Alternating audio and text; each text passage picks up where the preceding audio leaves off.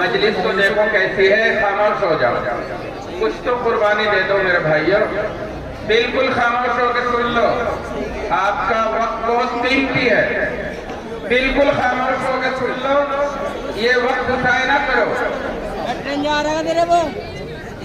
محترم، میں اس قابل نہیں کہ ان علماء کرام کی موجودگی میں اور نہ اس کا اہل ہوں کہ کچھ بیان کر سکوں۔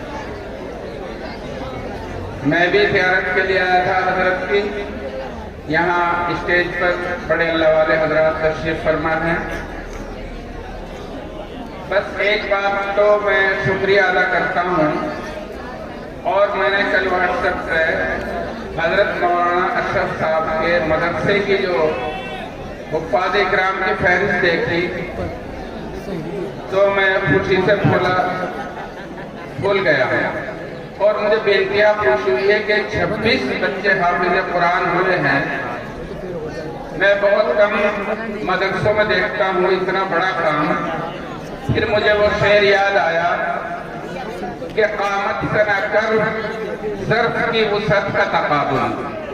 قامت جسم کو کہتے ہیں، جسم کے اعتبار سے ہمارے مولانا اشرف صاحب کو آپ جانتے ہیں کہ قامت سے نہ کر ظرف کی وسعت کا تقابل، بے سایہ درختوں میں کی بھی اونچائی بہت ہے۔ تو محترم حضرات، یہ 26 پارے، 26 حافظ قرآن جو یہاں سے فارغ ہوئے ہیں، یقین جانیے کہ مولانا اشرف صاحب کے مدرسے پر قرض 20 لاکھ روپے ہیں۔ خدا کی قسم، اگر 20 آدمی ایسے نکل جائیں 1-1 لاکھ روپے دیں تو ایک حافظ کا بھی مقابلہ نہیں کر سکتے۔ جو انہوں نے حافظ قرآن کیے ہیں، یہ حافظ قرآن، ارے سن رہے ہو نہیں، یہ حافظ قرآن ان سے اچھے ہیں جن پر آپ پیسہ برباد کر رہے ہو۔ ان میں پیلس میں کھڑے کھڑے کھانا کھلا رہے ہو، کھانا برباد ہو رہا ہے، فلسطین کے بچے بھوکے مر رہے ہیں، اور مسلمان اپنی خوشیاں ایسے منا رہا ہے، ایسے منا رہا ہے کہ اسے کوئی پرواہ نہیں، جبکہ مسلمان تو وہ ہے کہ مغرب میں کانٹا چبھتا ہے تو مشرق میں تکلیف ہونی چاہیے۔ اور آپ رات اور دن دنیا بھر کی خرافات، ہمارے اندر کون سا گناہ نہیں ہے؟ جھوٹ نہیں ہے، غیبت نہیں ہے، چغلیاں ہم نہیں کر رہے، ہمارے اندر نفاق نہیں ہے۔ تو میرے بھائیوں، غور کرو، اللہ کا شکر ادا کرو۔ اگر آپ نے ان مدارس کی ناقدری کی تو اللہ تعالیٰ آپ سے مدارس چھین لے گا۔ جس طرح لاک ڈاؤن میں جو ہے نا آپ ترس گئے تھے مسجدوں میں نماز پڑھنے سے، مدرسوں میں بچے پڑھانے سے، آپ ناقدری نہ کریں۔ آپ مسلمان ہیں، مسلمان فرما بردار کو کہتے ہیں۔ آپ یہاں قید خانے میں ہیں، قید خانے والی زندگی گزارو، یعنی قرآن و سنت کے مطابق اپنی شادیاں، اپنے پروگرام، اپنا رہنا، اپنا سونا، اپنا جاگنا، اپنا اٹھنا اور بیٹھنا آپ فکر کرو آنے والی نسلوں کو۔ میں اور آپ چند دن میں چلے جائیں گے، کچھ معلوم نہیں کتنے سانس باقی ہیں، مگر یہ آپ کے بچے، ان کے مستقبل کے بارے میں سوچو کہ ان کا کیا حال ہوگا اگر مدد سے نہ ہوا۔ اگر قرآن ان کے ہاتھ میں نہ ہوا تو ان پر کیا گزرے گی؟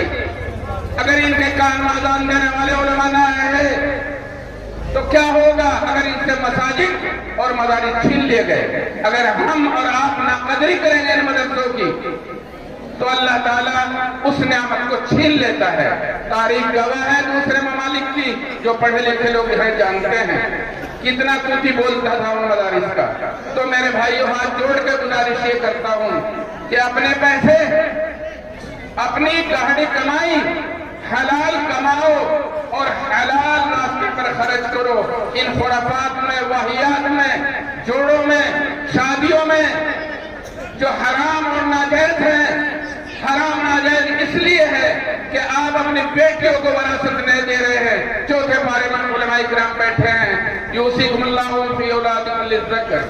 ये रुकू कहता है कि भाइयों के ऊपर जब वालिद साहब चले जाते हैं तो बेटियों का हक है, आप चंद चीजें देकर, चंद तुम्हें देकर, चंद संदूक देकर, अलमारियां, बेड और कार देकर 1 करोड़ की संपत्ति आप जो है ना गसब कर रहे हैं और 20 लाख रुपए बेटी की और बहन की शादी में लगा रहे हैं।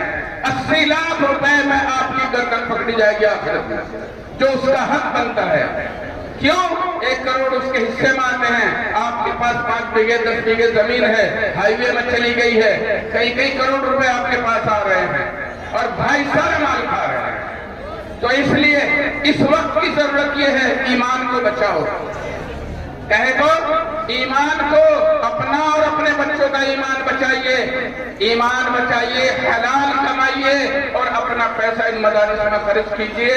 नहीं तो वो आपके मकानात, आपके टाइल और पत्थर और बीगों में जो मकान बना रखे हैं सब मिनटों से घंटों में जाया हो सकते हैं। तो मेरी दरख्वास्त ये है, पूरा फास से बचिए, ईमान बचा कर रखिए और आने वाली नस्लों को इनकी हिफाजत के लिए अल्लाह से दुआ मांगे और ऐसे अमल कीजिए जिससे ये हमारे आने वाले हमारे बेटे और हमारी बेटियां महफूज रह सकें। अल्लाह हम सब की, हमारे बच्चों की हिफाजत फरमाए।